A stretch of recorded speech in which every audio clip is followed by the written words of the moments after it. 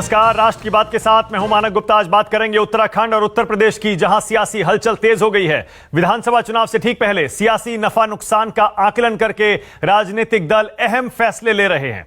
पहले उत्तराखंड की बात करते हैं, जहां बीजेपी ने एक बार फिर सीएम बदल दिया। उत्तराखंड में बीजेपी ने नया सीएम चुन लिया है। इस बार बीजेपी ने युवा चेहरे और खटीमा से विधायक पुष्कर सिंह धामी पर अपना भरोसा जताया है। बीजेपी विधायक दल की मीटिंग में पुष्कर सिंह धामी को नया नेता चुन लिया गया, यानी अब वो उत्तराखंड के नए मुख्यमंत्री होंगे। निवर्तमान सीएम तीरथ सिंह रावत ने खुद उनके नाम का प्रस्ताव किया। 2 बार के विधायक पुष्कर सिंह धामी की युवाओं में पैठ मानी जाती है।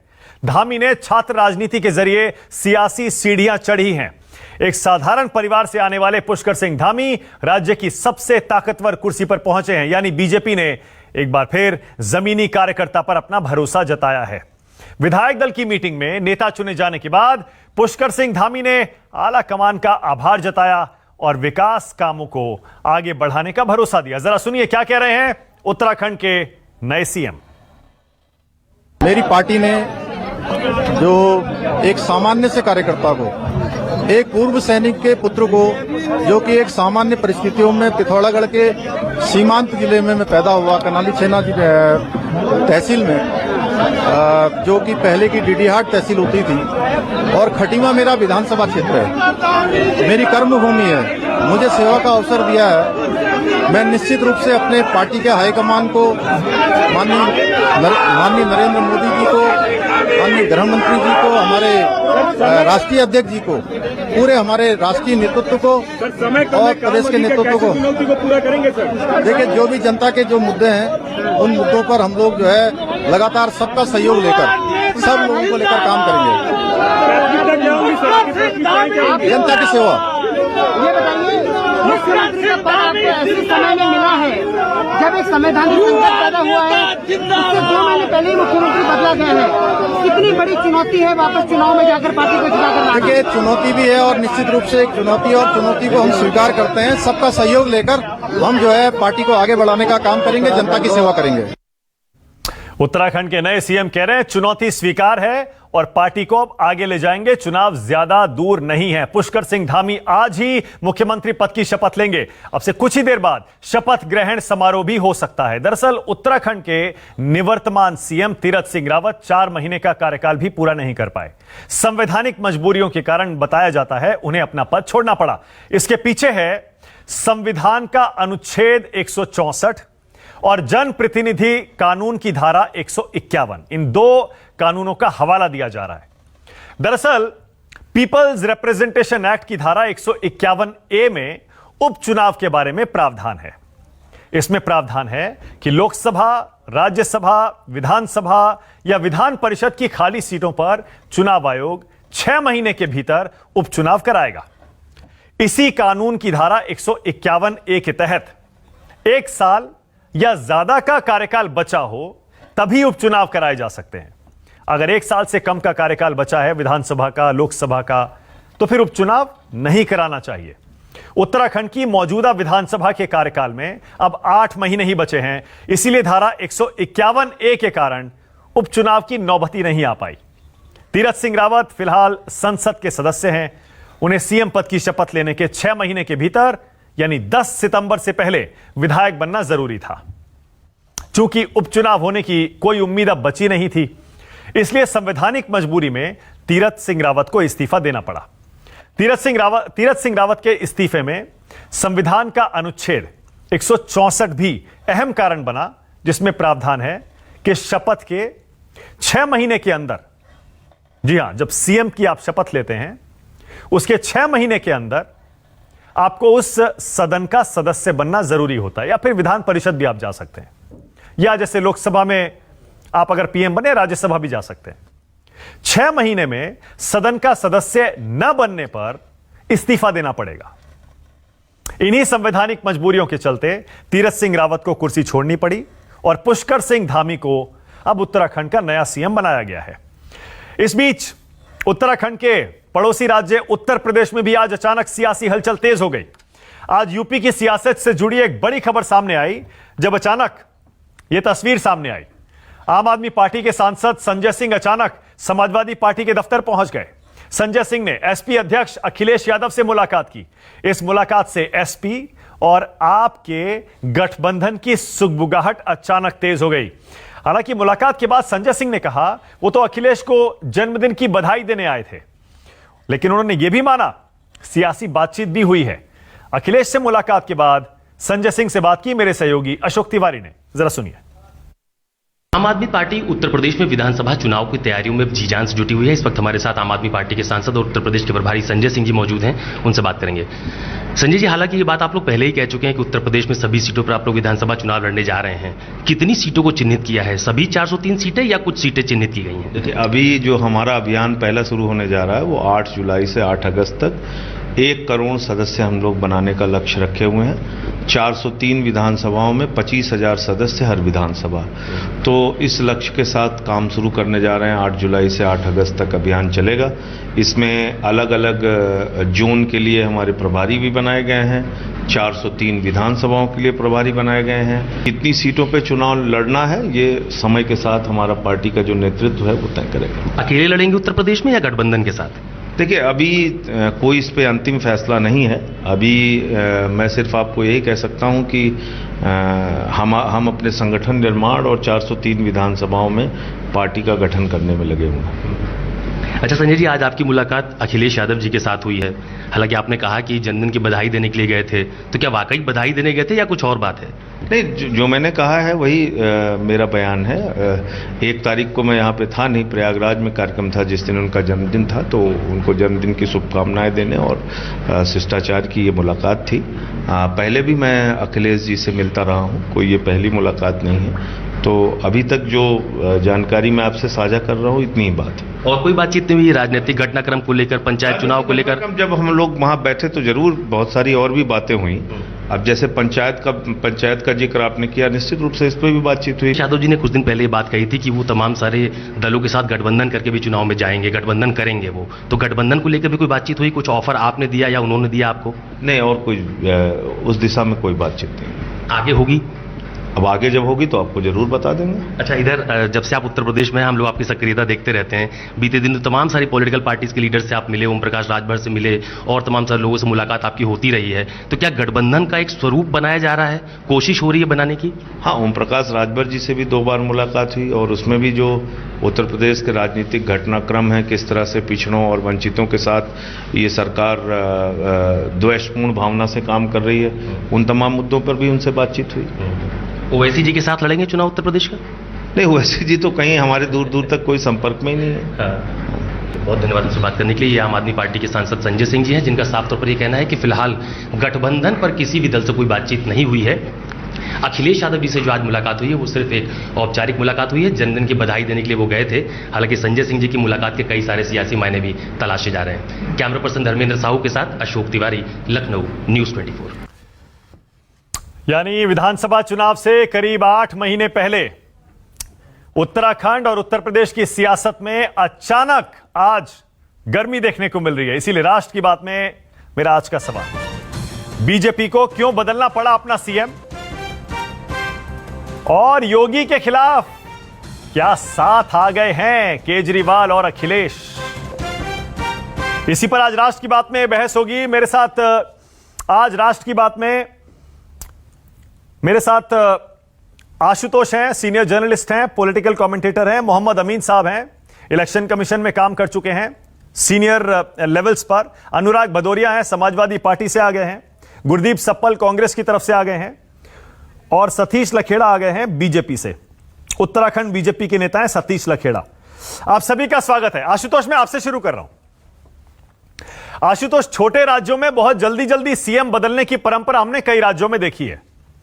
ऐसे ही चलता रहता है कुछ ही महीनों में। गोवा में तो सरकारें बहुत जल्दी जल्दी बदलती थी, पर उत्तराखंड में ये जब से नया राज्य बना है उसके बाद देखते हैं हर 2 साल में सीएम बदल जाता है, हर 1 साल में बदल जाता है। कुछ तो ऐसे रहे जो 2-3 महीने, जैसे हमारे करंट सीएम ये अभी जा रहे हैं बाहर।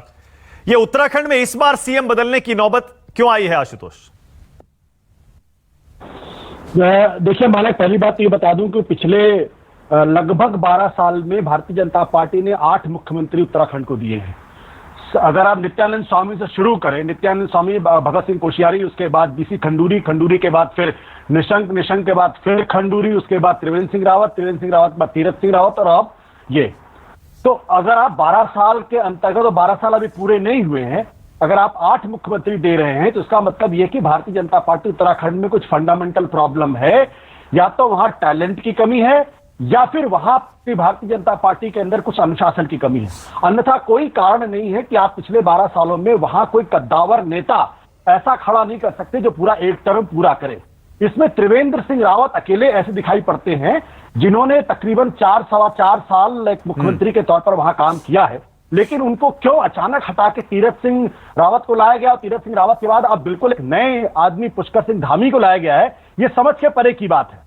इसका एक ही अर्थ समझ में आता है, या तो आपके पास टैलेंट है नहीं, या फिर आप ऐसे लोगों को मुख्यमंत्री बनाना चाहते हैं जो आला कमान के हिसाब से काम करे। बिल्कुल इसी तरीके की गलती आपको याद होगा कि कांग्रेस पार्टी ने जब विजय बहुगुणा को मुख्यमंत्री बनाया था तब हुई थी। उस वक्त हरीश रावत का बड़ा क्लेम था, लेकिन हरीश रावत के क्लेम को नजरअंदाज करके विजय बहुगुणा को बनाया गया, और तब सब लोग भौचक्के रह गए थे।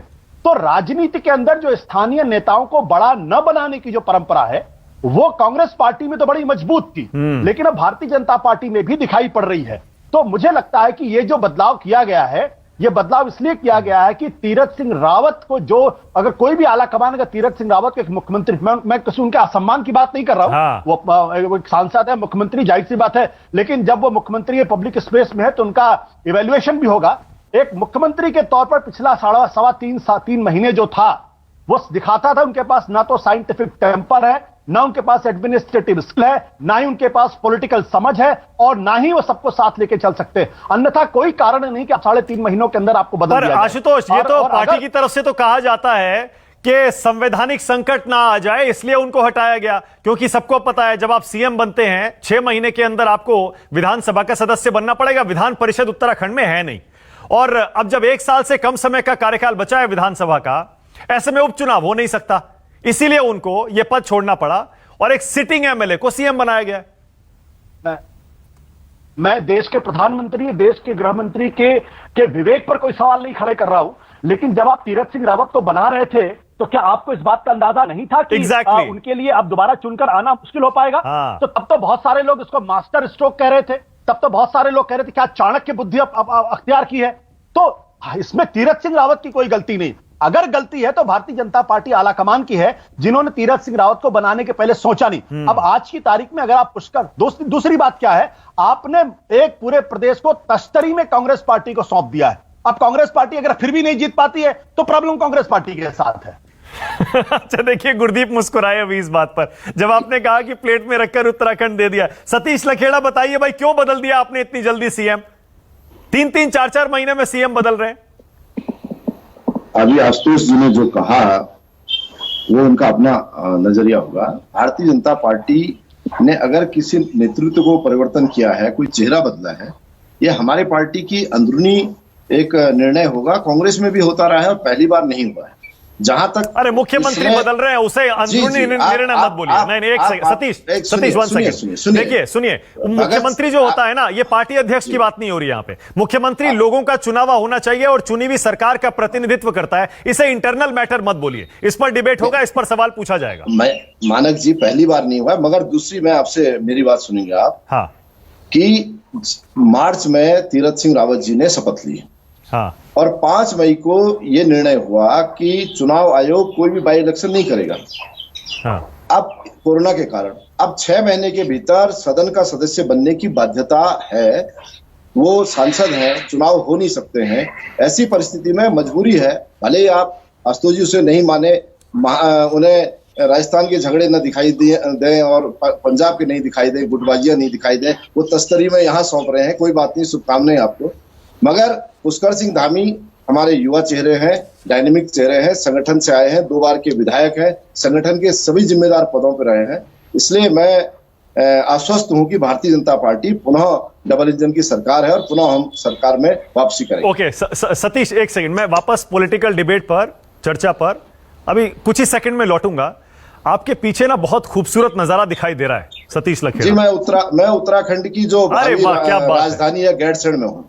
अरे वाह, क्या बात है। देखिए पहाड़ दिखाई दे रहे हैं पीछे और जबरदस्त खूबसूरत साफ हवा और मौसम, इसीलिए आपको मैंने फुल स्क्रीन रखा है। मेरे पैनलिस्ट भी देख लें और मेरे दर्शक भी देख लें। देखिए मौसम क्या जबरदस्त है वहां का। आइए जी, क्या बात है, खूबसूरत। लेकिन अब आशुतोष जी आप भी आइए, हमारे मेहमान बनिए आशुतोष जी। नहीं, बिल्कुल बिल्कुल आएंगे, बिल्कुल आएंगे। हाँ। अच्छा, अब मेरा सवाल अगला ये है सतीश, क्या तीरथ सिंह रावत को उनके बेहुदा बयानों के लिए हटाया गया है? उनके कुछ एक बयान ऐसे हैं जैसे वो कह रहे थे फटी हुई लड़कियां फटी हुई जीन्स पहनती हैं, उनके घुटने दिखते हैं, ये कैसे संस्कार हैं? इसके अलावा प्रधानमंत्री मोदी की तुलना वो श्री राम से कर देते हैं। उसके बाद कहते हैं जिन्होंने ज्यादा बच्चे पैदा किए उन्हें लॉकडाउन के दौरान सरकार से ज्यादा राशन मिला। फिर इसके अलावा वो कुंभ और कोरोना पर, याद है ना आपको, कुंभ में कह रहे थे मां गंगा का बहाव सब कोरोना को बहा ले जाएगा, याद है ना आपको? जी। तो इसकी वजह से तो नहीं हटाया गया कहीं उन्हें? नहीं, तीरथ जी के बयानों को किस संदर्भ में किस मानक पे लिया गया ये अलग विषय है, मगर वर्तमान में संवैधानिक बाध्यता थी और वे सदन के सदस्य 6 महीने में नहीं बन सकते थे, ये सबके सामने है। उन्होंने कल अपना जो अंतिम उन्होंने पत्रकार वार्ता मुख्यमंत्री के रूप में की थी उसमें भी ये विषय रखा था, और आप यहाँ पैनल में बड़े जानकार लोग बैठे हैं, वो भी इस बारे में सहमत होंगे। नहीं, तो अगर 1 साल का से कम का कार्यकाल बचा है तो आपने ये पहले क्यों नहीं सोचा? यही तो आशुतोष कह रहे हैं, यही सवाल है, आपको पहले ये सोचना चाहिए था। एक साल का विषय नहीं था। 5 मई को चुनाव आयोग ने बाई इलेक्शन न कराने का एक जो नियम बनाया कि वो कोरोना के चक्कर में नहीं कर सकते हैं, और दूसरा ये जो नया संकट आया, इस संकट को देखते हुए जब संवैधानिक बाध्यता है तो मजबूरी है कि हमें चेहरा बदलना पड़ेगा। अच्छा, मोहम्मद अमीन साहब बैठे हैं, अभी क्लियर कर देंगे संवैधानिक स्थिति क्या है। मोहम्मद अमीन साहब बताइए जरा, उत्तराखंड में क्या संवैधानिक संकट की वजह से आपको लगता है सीएम बदलना पड़ा? और इलेक्शन कमीशन ने जो ये उपचुनाव न कराने का फैसला किया, क्या ये कोविड की वजह से किया है? देखिए, सवाल ये है कि और 21 को नए सीएम ने अपना शपथ लिया था, शपथ ग्रहण का समारोह हुआ था, उसके बाद इनके पास पूरा समय था इलेक्शन कराने का, बाई इलेक्शन करा सकते थे। लेकिन क्या हुआ है कि जो कहा जा रहा है कि ये इनके पास समय नहीं था, समय था, और बल्कि इनके पास 2 सीटें खाली थी, गंगोत्री और हल्द्वानी की। लेकिन हुआ क्या कि इस वक्त बहुत ज्यादा जो सेकंड पैंडेमिक जो हुआ उसकी वजह से, और बहुत ज्यादा चर्चा रही बंगाल के चुनाव में और जो दूसरे चुनाव हुए थे उसकी वजह से हाईकोर्ट जो अपना निर्णय लिया चेन्नई का, उस बेस को रखते हुए, कई बातों को सोचते हुए चुनाव आयोग ने कहा भाई जब तक हमें क्लियरेंस पूरी नहीं मिल जाती है कि हमारे जो हमारे वोटर्स हैं स्वस्थ रहेंगे, बीमारी बिल्कुल नहीं रहेगी, इसलिए उन्होंने चुनाव आयोग ने 5 मई को जो अपना घोषणा किया कि हम अभी बाई इलेक्शन जो कुछ पार्लियामेंट के भी थे और असेंबलीज के भी थे, इनके हम अभी चुनाव नहीं कराएंगे। उसी में ये बात सम्मिलित हो गई कि यहाँ का चुनाव अभी नहीं किया जाएगा, ये बात थी। अदरवाइज इनके पास पूरा समय था बाई इलेक्शन कराने का, और कोई ऐसी स्थिति नहीं थी कि ना होता, क्योंकि अभी भी इनके 8 महीने बचे हुए हैं। हमारा जो संविधान कहता है वो सिर्फ 6 महीने का है, कि अगर 6 महीने रह जाते हैं तो हमारा बाई इलेक्शन नहीं हो सकता। अच्छा, ओके, यानी ये 1 साल वाला जो ये जो बाकायदा कानून में लिखा हुआ है 1 साल वाला नियम नहीं है?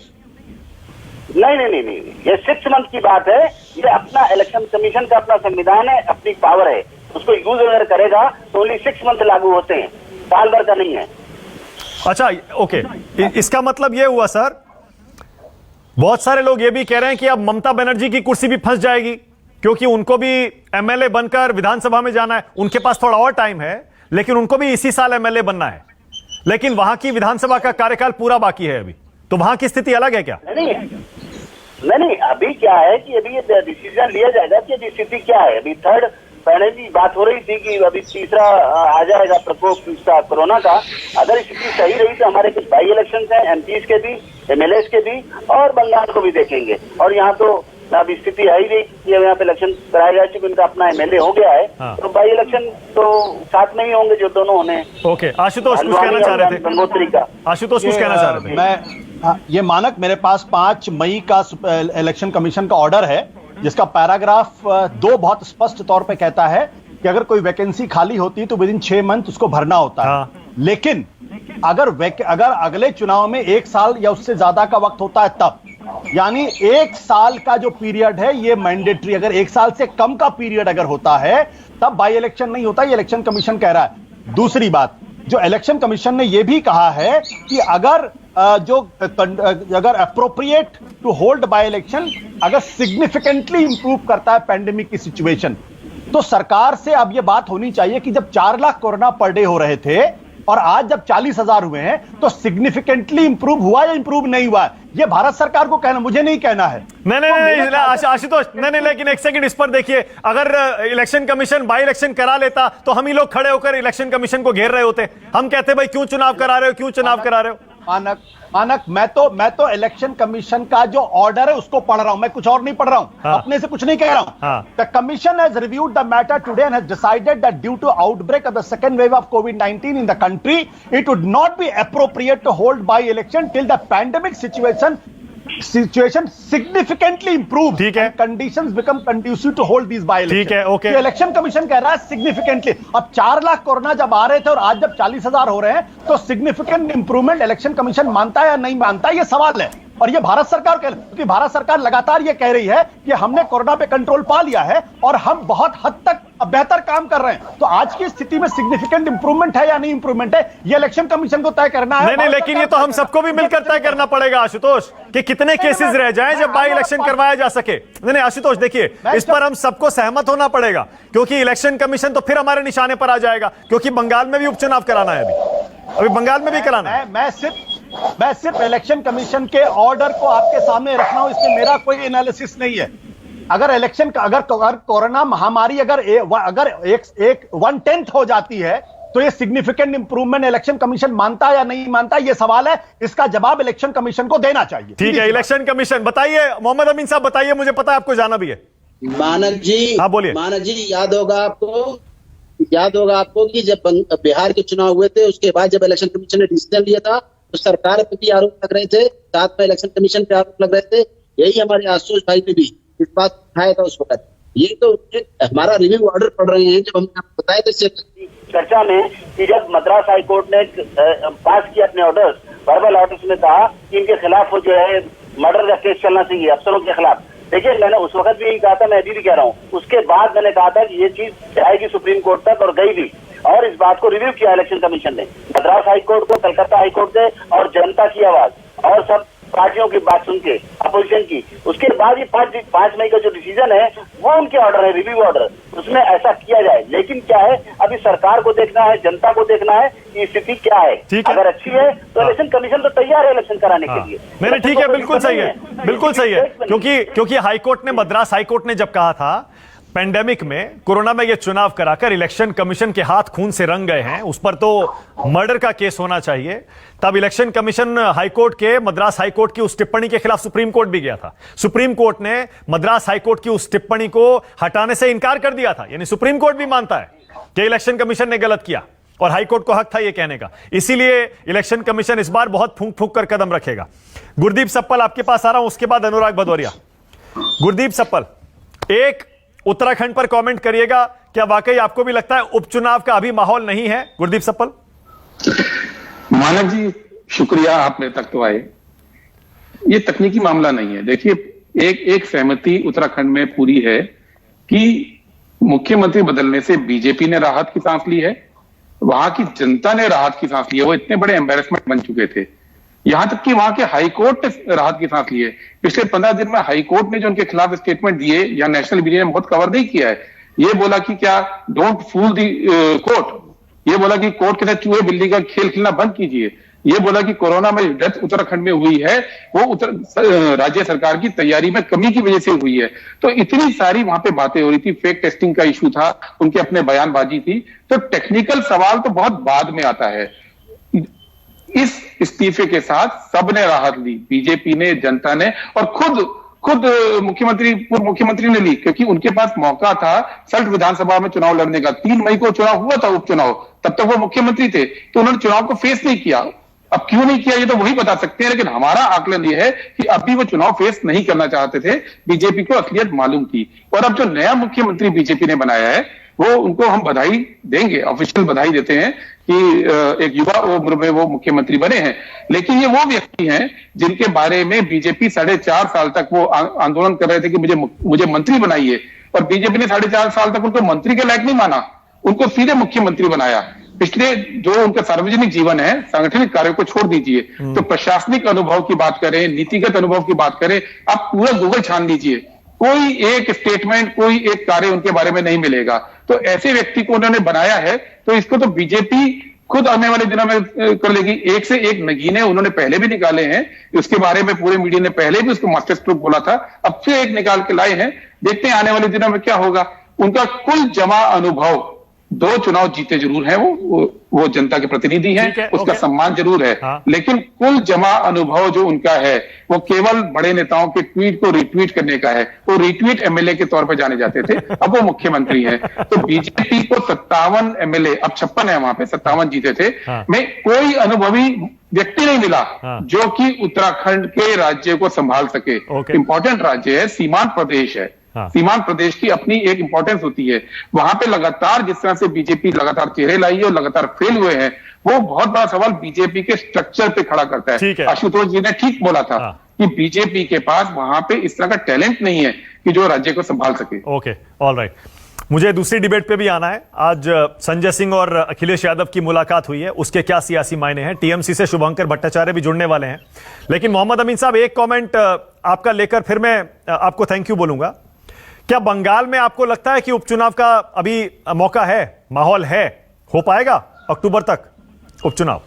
देखिए ऐसा है कि हमको तो जो इलेक्शन का टाइम चाहिए वो टाइम अभी हमारा पूरा पर्याप्त है और ऐसी कोई प्रॉब्लम नहीं है और स्थिति भी इम्प्रूव हो रही है और वहां भी इलेक्शन कराए जाएंगे, ऐसी कोई दिक्कत नहीं है। अभी देखना पड़ेगा कि उस समय स्थिति क्या होती है। जैसे आप लोग कह रहे हैं कि अक्टूबर अगस्त के बाद पोजीशन खराब हो सकती है, उसको भी देखना पड़ेगा, रिव्यू करना पड़ेगा और गवर्नमेंट की पोजीशन भी देखनी पड़ेगी कि स्थिति क्या है देश में, स्वास्थ्य की, कोरोना की और लोगों की। ठीक है, ओके, बहुत शुक्रिया मोहम्मद अमीन साहब। अब शुभंकर भट्टाचार्य आएंगे टीएमसी से, उससे पहले अनुराग भदौरिया आइए जरा। अनुराग भदौरिया, आप आम आदमी पार्टी के साथ गठबंधन करने जा रहे हैं क्या? अचानक संजय सिंह अखिलेश यादव की यह मुलाकात, आज सारे सियासी हलकों में बहुत जबरदस्त अटकलें चल रही हैं। अखिलेश यादव पहले ही कह चुके हैं छोटे दलों से गठबंधन करेंगे, इस बार बड़ी पार्टी से नहीं करेंगे, और आम आदमी पार्टी एक छोटा दल ही है यूपी में। मुझे लगता है कि ये 2014 के बाद से जब से भारतीय जनता पार्टी देश में आई है, मुझे लगता है संस्कृति संस्कार सब लोग भूल गए हैं। अब संस्कृति संस्कार का तो कोई मतलब नहीं रहा है। अब कोई किसी से मिल ले, किसी के जन्मदिन पे, या मैं आपसे मिलने आ जाऊं आपके स्टूडियो में, तो इसके मतलब थोड़ी मैं न्यूज 24 ज्वाइन करने जा रहा हूं, या कोई किसी से शिष्टाचार बस मिलने जाएगा तो कोई थोड़ी कि वो उसके साथ गठबंधन करने जा रहा है। कमाल की बात होगी। माने भारतीय जनता पार्टी सरकार के आने के बाद लोगों की मानसिकता ही चेंज हो गई। मतलब हर जगह फायदा नुकसान की बात होने लगी। अब बेवजह किसी को जन्मदिन पे या किसी के फंक्शन है, संजय सिंह तो कह रहे हैं राजनीतिक चर्चा भी हुई है। संजय सिंह ने कहा है, कहीं तो मैं सुनवाऊं दोबारा। अच्छा, मेरी आपकी मुलाकात होगी तो हम बातें तो करेंगे ना, कौन सा चैनल अच्छा चल रहा है, आप अच्छा बोल रहे हैं। अरे आप और हम मिलेंगे तो बात अलग है ना, आप तो राजनेता हैं, मैं तो पत्रकार हूं। अच्छा मानिए कोई भी नेता हमें एयरपोर्ट पे मिलता है तो हम लोग आपस में बैठते हैं जब लॉन्च में, तो बातें क्या होंगी उनके साथ? यही तो बातें होंगी ना। देखिए, एयरपोर्ट पर मिलना इत्तेफाक होता है अनुराग भदौरिया, लेकिन किसी से खास तौर पर जाकर स्पेशली उसके ऑफिस में मिलना एक अलग बात है। तो हम भी सभी जाते हैं, किसी के जन्मदिन के या किसी का फंक्शन होता है, लोग मिलने जाते हैं। तो मना कर दीजिए फिर, आम आदमी पार्टी के साथ गठबंधन नहीं होगा, मना कर दीजिए। नहीं, ये हिंदुस्तान की संस्कृति और संस्कार है कि आप किसी से मिलने कहीं भी किसी के घर जा सकते हैं उनके जन्मदिन पे, या कोई फंक्शन उनके घर में है। अनुराग, तो फिर मना कर दीजिए ना, गठबंधन नहीं करेंगे, केजरीवाल के साथ गठबंधन नहीं होगा, कह दीजिए। आपने आज की बात पूछी है, आज की बात आपने पूछी है कि क्यों मिले, किस लिए मिले, क्या होगा नहीं होगा। कोई भी व्यक्ति मिलता है तो आप उसको एक, देखो भारतीय जनता पार्टी क्या चाहती है देश के अंदर, वो चाहती है कि हमारी बात ना हो पाए, हमारी जो नाकामी उस पर चर्चा ना हो पाए। हमने जो यहाँ पे 4.5 साल से यहाँ पे पूरे उत्तर प्रदेश में हमने तानाशाही चला रखी है, यहाँ आतंकी माहौल बना रखा है लोगों को। अच्छा अनुराग एक सेकंड, अनुराग आप ही को टाइम दे रहा हूँ, आप ही बोलिएगा। सुनिए ना, आपके पास सबसे आखिर में आया हूँ, आप ही बोलिएगा। पूरी बात हो जाए। अरे सुनिए ना, आप ही बोलिएगा, सवाल तो सुन लीजिए मेरा, आप ही बोलिएगा। सवाल मेरा बड़ा सीधा है, जरा कुछ अरविंद केजरीवाल पर, आम आदमी पार्टी पर, दिल्ली में कैसी सरकार चल रही है उसके बारे में कुछ बोलिए, कुछ बताइए। केजरीवाल जी कैसे नेता हैं? देखिए, एक बात तो आप मान के चलिए कि भारतीय जनता पार्टी ने देश के अंदर में एक तानाशाही अपनाई है।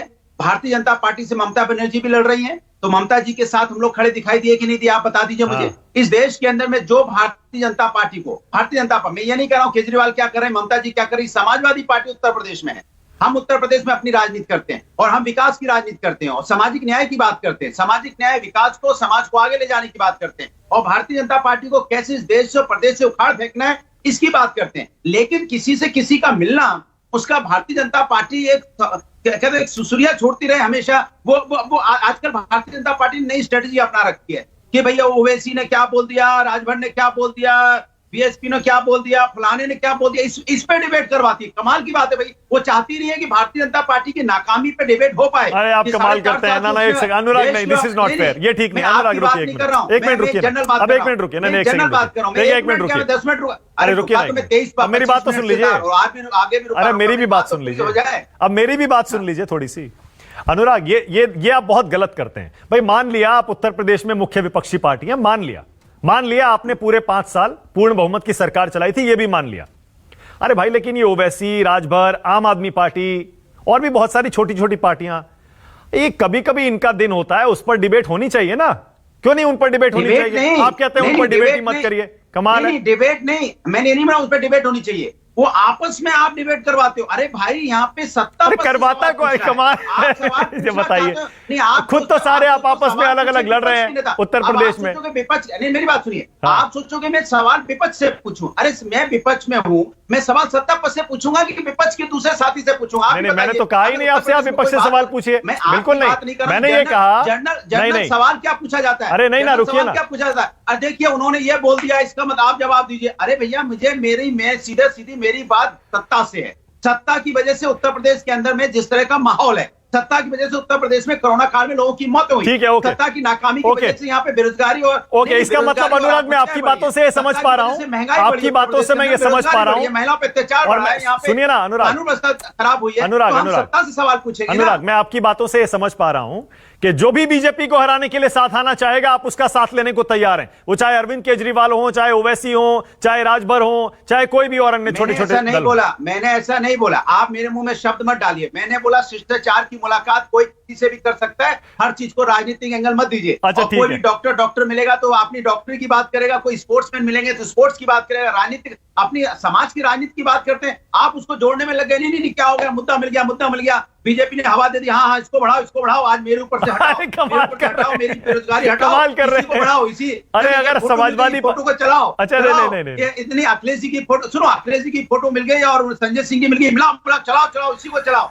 इसी को दिखाओ, इसी को 2-4 दिन काटो किसी तरह, लेकिन मेरे ऊपर से हटाओ, क्योंकि हम नाकाम है, क्योंकि हमारे ऊपर से वो देखो, बीजेपी चाहती है कि डिबेट उनके ऊपर हो ही नहीं पाए। अच्छा, वो ये सतीश लखेड़ा बोलिए भाई, सतीश बोलिए, सतीश बताइए भाई, इस पर डिबेट आप क्यों करवा रहे हैं? बताइए क्यों करना चाहते हैं इस पर डिबेट? कि अखिलेश संजय सिंह से मिल लिए या सीएम बदल गया, इस पर नहीं होनी चाहिए डिबेट? अनुराग कह रहे हैं, नहीं वो अपना बताएं, उत्तरांचल में कैसे सीएम बदल रहे हैं। समय राज कर चुकी है, उनके नेताजी राज कर चुके हैं, माननीय मुलायम सिंह जी। आज वो प्रयोगशाला बन गई है, कभी 2 लड़के इकट्ठा होते हैं, कभी बुआ बबुआ होते हैं, अब ये नया गठबंधन आ रहा है। प्रयोगशाला बन गई, आप जी अच्छा बता पाएंगे उस समीकरण के बारे में। मैं अपनी बात कह दूं, इन्होंने 3 सीएम दे दिए, तो ऐसी प्रयोगशाला जनता के साथ खिलवाड़ कर रहे हैं। जनता ने 5 साल जो चुना था, हमारा विकास का आपके यहाँ एक परिवार है, वो लायक रहे नालायक रहे, आपने कह दिया। सतीश लखेड़ा बोलिए, सतीश बोलिए। अनुराग जी कह रहे हैं कि आपके यहाँ 3 मुख्यमंत्री बदल दिए। हमने हमारी रणनीति में जो हमारे हिसाब से पार्टी ने तय किया है कि जो वर्तमान में चल पा रहे हैं, हम चेहरा बदलने की हिम्मत रखते हैं। आपके यहाँ एक ही पार्टी है, वो लायक रहे नालायक रहे, उन्होंने 5 साल रहना है, अगली बार भी 5 साल रहना है। वो 2 लड़के एक बार आ गए, बुआ बबुआ, मतलब आपके नालायक इनके साथ हो जाएंगे। आप मानते हो आपके मुख्यमंत्री नालायक थे? भदौरिया जी, नहीं, इसके पहले आप मानते हैं आपके नालायक थे, इसलिए आपने बदल दिया। नहीं, यानी आप मानते हैं ना। और नहीं, जिन्होंने उनको चुना था वो भी नालायक थे, जिन्होंने चुना था, ये भी बता दीजिए कि जिन्होंने चुना था, जिन्होंने दिल्ली से चुन के भेजा था, वो भी नालायक थे, जो मुख्यमंत्री बने थे वो भी नालायक थे, और आप जो बने पता नहीं वो नालायक है कि नहीं है, वो भी मेरे बाद पता चलेगा। मतलब कमाल की बात। Okay Anurag, you made your point. Anurag, आपने अपना पॉइंट ले दिया, जवाब तो सुनिए। सतीश बोलिए। नहीं, अनुराग जी, डिबेट बहुत अच्छी, मानक जी के सारे लोग अपने अपने समय पे बात कर रहे हैं। ये देखिए, अभी सपल साहब ने कहा कि कई नमूने इन्होंने दे दिए जिनको कोई अनुभव नहीं है, जो नीचे कुछ नहीं है, 2 बार वो विधायक रहे मात्र, और इस तरीके से कुर्सी में बैठा दिया जाता है। अरे साहब, ये आप बोल रहे हैं, जिनकी पार्टी में एक परिवार के लोग सीधे राष्ट्रीय संगठन में आते हैं, धरना, जुलूस, प्रदर्शन, अनशन, पोस्टर चिपकाना जिन्होंने कभी नहीं किया है, वो लोग आपका राष्ट्रीय संगठन चला रहे हैं। और आप हमारे जमीन के कार्यकर्ता को, दरी बिछाने वाले कार्यकर्ता पे उंगली उठा के उसका एनालिसिस कर रहे हैं कि इसको मुख्यमंत्री कैसे बना दिया है। वो पहले सरकार में चेयरमैन रह चुके हैं, वो विभिन्न पदों पर रह चुके हैं, नीचे से काम करते हुए आए हैं और 30 साल का काम है, ऐसा नहीं है। तो हम अगर आकलन कर रहे हैं, एक उंगली सामने खड़ी कर रहे हैं, तो भदौरिया साहब, सप्पल साहब, 3 उंगलियां अपनी ओर भी खड़ी होती हैं कि हम दूसरे, आप एक परिवार की पार्टी हैं, आपने इन्हीं को मानना है, अगर नहीं मानेंगे आपको बाहर। शुभंकर आ गए। शुभंकर जरा बताइएगा, चर्चा ये हो रही है कि बीजेपी ने अपना ये सीएम इसलिए बदला है ताकि टीएमसी में, बंगाल में ममता बनर्जी की कुर्सी को फंसा सकें। अब वहां पर बाइपोल अगर नहीं होता है तो ममता का क्या होगा? क्योंकि कोविड तो ऐसा, जैसा अभी आशुतोष बता रहे थे, सिग्निफिकेंट इंप्रूवमेंट, पता नहीं उसकी परिभाषा क्या है भाई कोविड की। देखिए, मैं आपकी डिबेट में रेगुलर में सुनता चला आ रहा था और मैं बिल्कुल आशुतोष जी से बिल्कुल इत्तेफाक रखता हूं कि वाकई भाई सिग्निफिकेंट इंप्रूवमेंट और क्या आप क्या मान सकते हैं, बताइए। क्या आप ये सोच रहे हैं कि ये कोरोना जो है और 3-4 महीने का या 3-4 दिन का मामला है कि जो निपट जाएगा? इतने दिनों से वेरिएंट पर वेरिएंट निकल के आ रहा है, अब तो डेल्टा प्लस वेरिएंट की बातचीत चल रही है। तो अब आप सोचिए कि जल्द से जल्द करा के इसे मतलब शांति पा लेना चाहिए, इसको और ज्यादा हमको स्थगित करते रहे। अरे वाह, बहुत बढ़िया, बहुत बढ़िया शुभंकर भट्टाचार्य, बहुत बढ़िया। लेकिन अभी 2 महीने पहले, 1.5 महीने पहले तक सरकार को पानी पी कर रोज कोस रहे थे कि कोरोना फैला दिया, चुनाव करवा दिए, रैली करवा दी, और अब कह रहे हैं जल्दी चुनाव करा दीजिए। अब कह रहे हैं जल्दी करा दीजिए। मैं तो कहूंगा मानक जी बहुत बढ़िया, ये भी होना चाहिए, मैं भी कह सकता हूं मानक जी बहुत बढ़िया।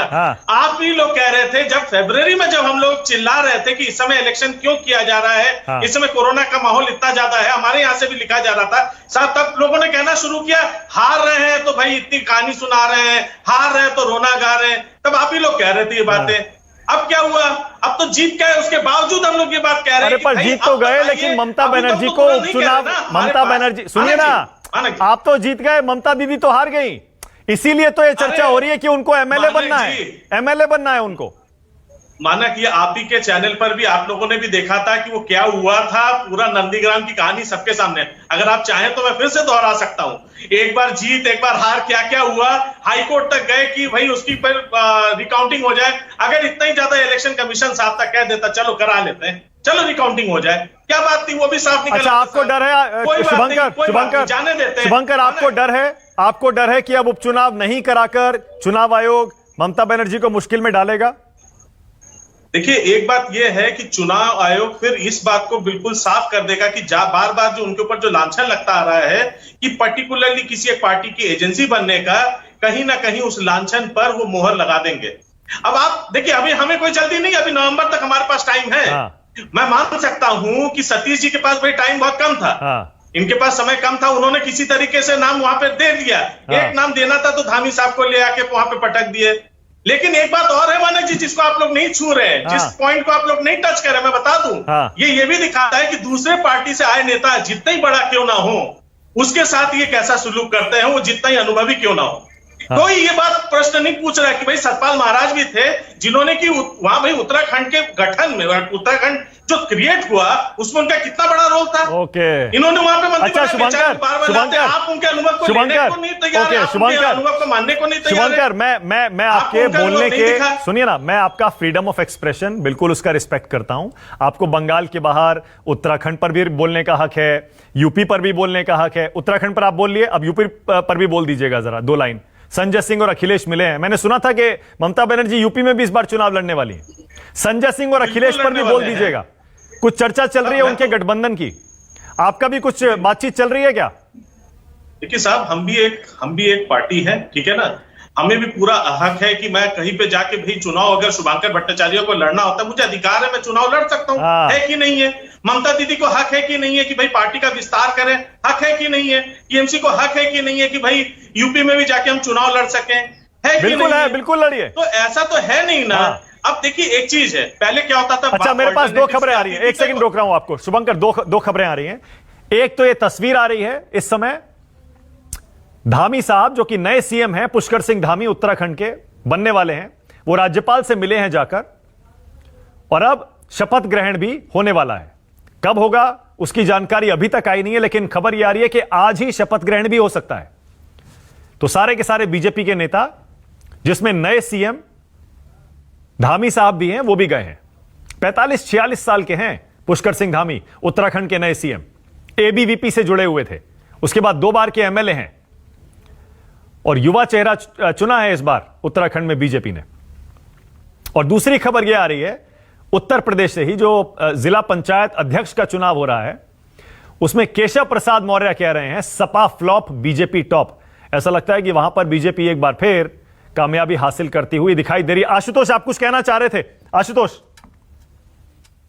नहीं, मैं आप जो संजय सिंह के मसले पे आप तमाम लोग बातचीत कर रहे थे, वो तो एक अलग सवाल अपने आप में। मुझे नहीं लगता कि इसमें कुछ बहुत ज्यादा पढ़ने की जरूरत है, और मुझे यह भी नहीं लगता है कि समाजवादी पार्टी और आम आदमी पार्टी में किसी तरीके का कोई गठबंधन भी संभव है, क्योंकि अगर ऐसा कोई गठबंधन अगर संभव होता है तो फिर आम आदमी पार्टी को और आम आदमी पार्टी के जो कन्वीनर है, नेशनल कन्वीनर अरविंद केजरीवाल को बहुत सारे सवालों के जवाब देते। आशुतोष, एक सेकंड रोक रहा हूं, नए सीएम कुछ बोल रहे हैं।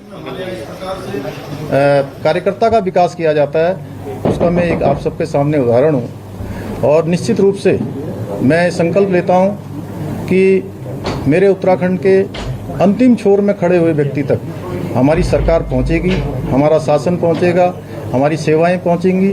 और माननीय प्रधानमंत्री जी के नेतृत्व में जो पूरे देश के अंदर आज आप देख रहे होंगे कोरोना के समय में जिस प्रकार से पूरे देश के अंदर 80 करोड़ से भी ज़्यादा लोगों को जो राशन देने की योजना है, चाहे हम वैक्सीन की बात करें, आज वैक्सीन देने की बात है।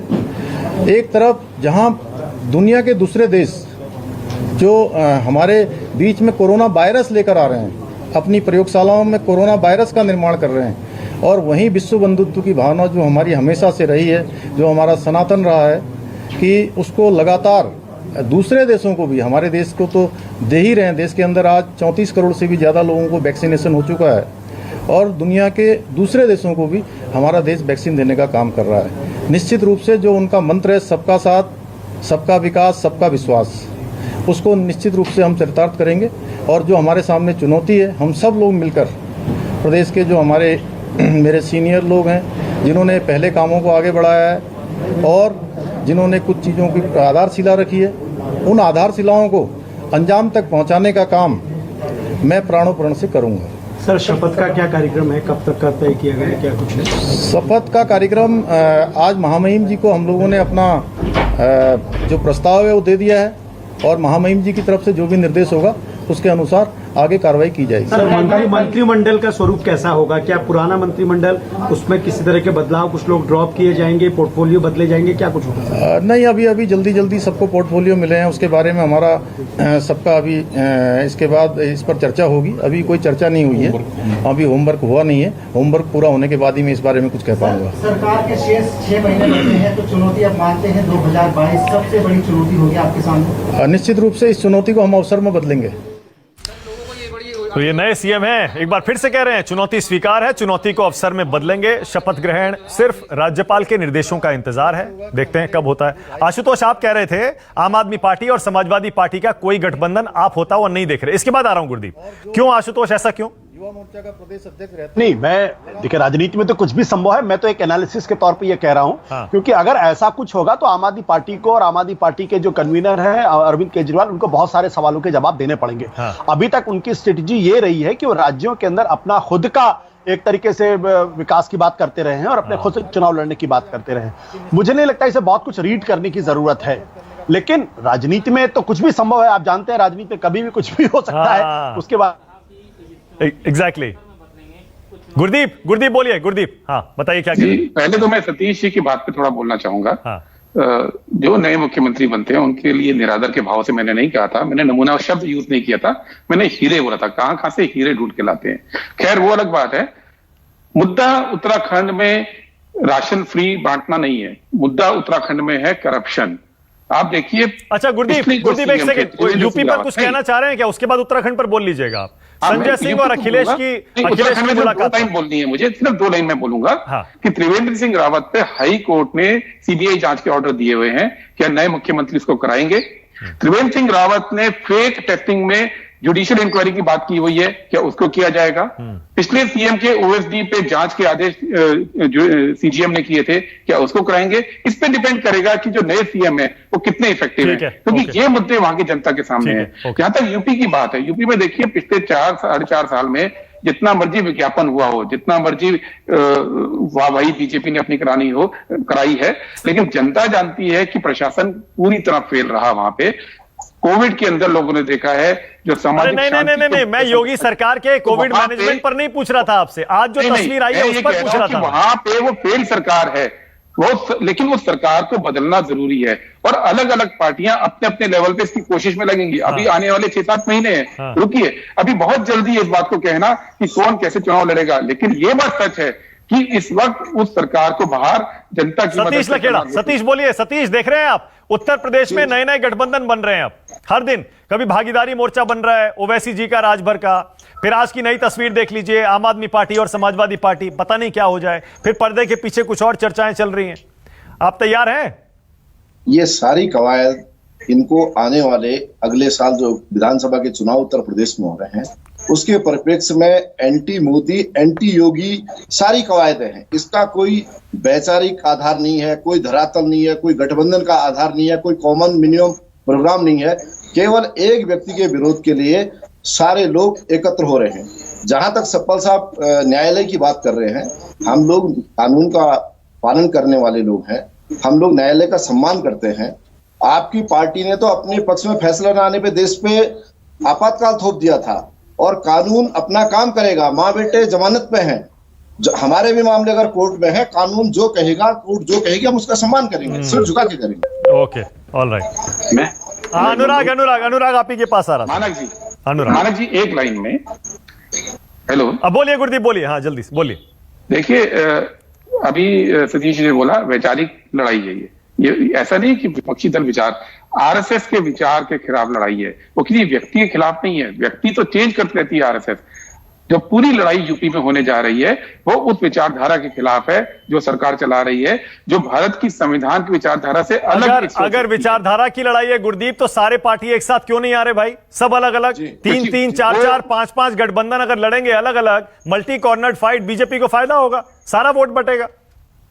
ये जरूरी नहीं है, सब पार्टी अपने अपनी हैसियत के हिसाब से, अपने अपने प्लानिंग के हिसाब से लड़ाई करेगी, लेकिन जो लड़ाई रहेगी वो विचारधारा के खिलाफ रहेगी। बीजेपी की तरह हम नहीं करेंगे कि कभी कश्मीर में आप महबूबा मुफ्ती के साथ गठबंधन कर लें, फिर उनको गुपकार गैंग बोल दें, फिर उसको बुला लें कि अब देश को बचाइए, कश्मीर बचाइए। हम बीजेपी की तरह नहीं करेंगे, हमारी स्पष्ट राजनीति है, वो आरएसएस के खिलाफ है और उसी के तहत हम। सतीश कुछ कह रहे हैं, बोलिए सतीश, क्या कह रहे हैं?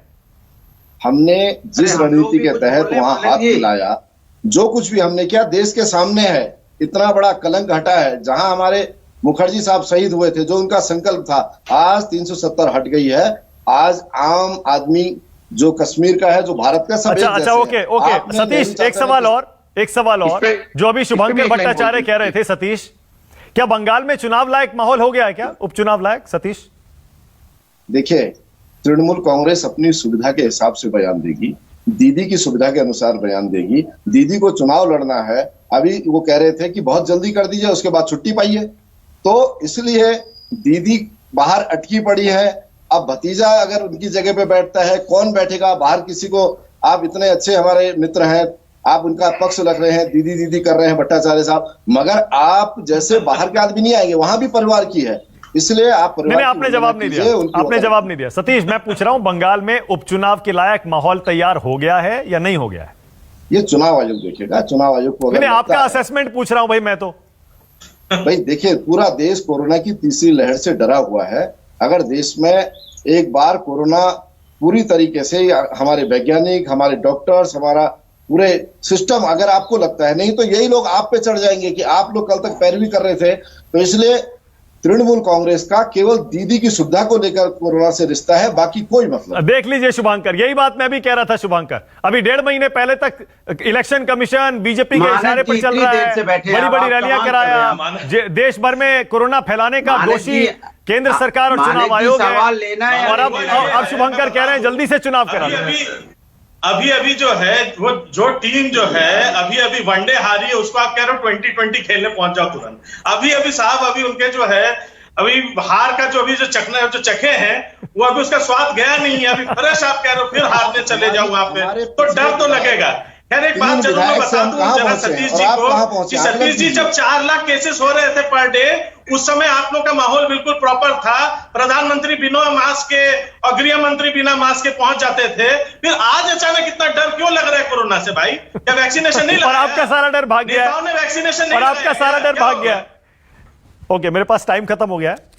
राष्ट्र की बात में आज आने के लिए बहुत बहुत शुक्रिया। मैं कोशिश है आज की इस डिबेट के जरिए कि बहुत सारे सवाल थे लोगों के मन में कि संवैधानिक संकट कौन सा पैदा हो जाता अगर तीरथ सिंह रावत इस्तीफा नहीं देते, नया सीएम क्यों चुना गया, राजनीतिक वजह है, संवैधानिक वजह है, क्या कानूनी पहलू हैं, और दूसरा यूपी में ये जो नई राजनीतिक एक डेवलपमेंट हुई है इसके क्या मायने हैं। उम्मीद है आपके सवालों के जवाब मिले होंगे। बहुत शुक्रिया आज राष्ट्र की बात में आने के लिए। आशुतोष, शुभंकर भट्टाचार्य, सतीश आपका, गुरदीप सप्पल, अनुराग भदौरिया और मोहम्मद अमीन साहब भी थे, बहुत बहुत शुक्रिया। छोटा सा ब्रेक ले रहा हूं, खबरें जारी हैं। राष्ट्र की बात।